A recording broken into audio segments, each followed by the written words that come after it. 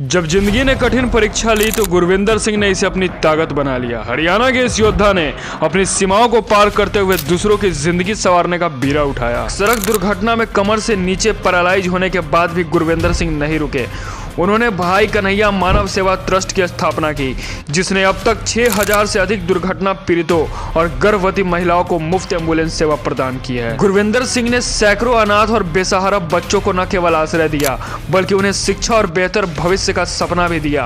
आज उनके ट्रस्ट के संरक्षण में 300 से अधिक बच्चे आत्मनिर्भर बनने की राह पर हैं। उनके इसी कार्य को देखते हुए 2024 में उन्हें पद्मश्री से सम्मानित किया गया। ये कहानी हमें सिखाती है कि सच्ची ताकत शारीरिक नहीं बल्कि मानसिक होती है। गुरविंदर सिंह जैसे नायकों को हम सलाम करते हैं। अगर वीडियो अच्छी लगी हो तो गुरविंदर सिंह को लाइक करते जाना। परंपरा और कला को जीवित रखना आसान नहीं होता, लेकिन त्रिपुरा के नेपाल चंद्र सूत्रधर ने इसे अपने जिंदगी का मकसद बना लिया।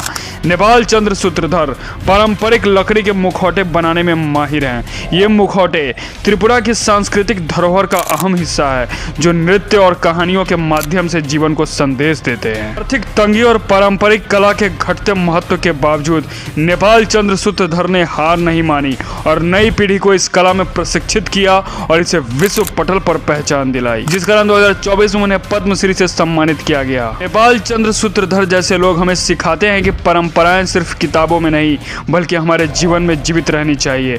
उनकी यह कहानी हमें प्रेरणा देती है कि सच्चे कलाकार वही हैं जो अपनी कला को अमर कर दे। क्या आप जानते हैं कि हमारे खाने की प्लेट में कितना जहर है? कर्नाटक के खादर वल्ली डुडेकुला ने इस सवाल का जवाब देते हुए पूरी जिंदगी जैविक खेती को समर्पित कर दी। खादर वल्ली ने जैविक खेती और पारंपरिक बीजों को पुनर्जीवित करने का अभियान शुरू किया।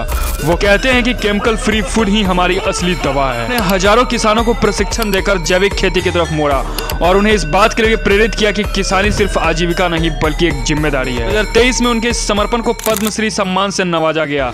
खादर वल्ली डुडेकुला अब सिर्फ कर्नाटक ही नहीं बल्कि पूरे देश के लिए प्रेरणा बन चुके हैं। उनकी कहानी हमें सिखाती है कि जब बदलाव की शुरुआत खुद से होती है तो उसका असर पूरी दुनिया पर पड़ता है। आप भी देश के किसानों से प्यार करते हैं तो एक लाइक करते जाइएगा। ये कहानी है एक आम आदमी की जिसने दूसरों की मदद करने के लिए एक असाधारण कदम उठाया है।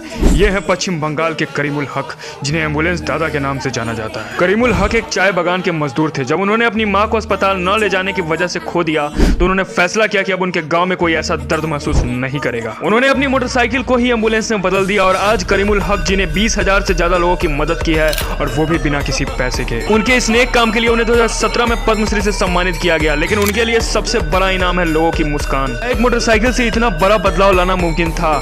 जी हाँ, करीमुल हक की कहानी हमें यही सिखाती है कि जज्बा हो तो कुछ भी मुमकिन है। बिहार की सुभद्रा देवी, जिनके हाथों से निकली हर रचना बिहार की सांस्कृतिक विरासत को एक नई पहचान देती है। उनके जीवन का उद्देश्य है पारंपरिक कला को सहेजना और अगली पीढ़ी तक पहुंचाना। पारंपरिक कला को आधुनिकता के प्रभाव से बचाना आसान नहीं था, लेकिन सुभद्रा देवी ने मिट्टी, रंग और अपने सपनों से इसे नया जीवन दिया। सुभद्रा देवी ने न केवल अपनी कला को संरक्षित किया बल्कि इसे राष्ट्रीय और अंतर्राष्ट्रीय मंच पर भी पहचान दिलाई। उनकी यह तपस्या 2023 में पद्मश्री से सम्मानित हुई। सुभद्रा देवी की कहानी हमें सिखाती है कि परंपरा सिर्फ अतीत नहीं बल्कि हमारी धरोहर है। अगर इसे सहेजेंगे तो आने वाली पीढ़ियां हमारी संस्कृति पर गर्व करेंगी। इस कार्य के लिए सुभद्रा देवी को एक लाइक करते जाना। मिलते हैं नेक्स्ट वीडियो में अपने नए हीरो के साथ। तब तक इस वीडियो को वायरल करना आपके हाथों में है।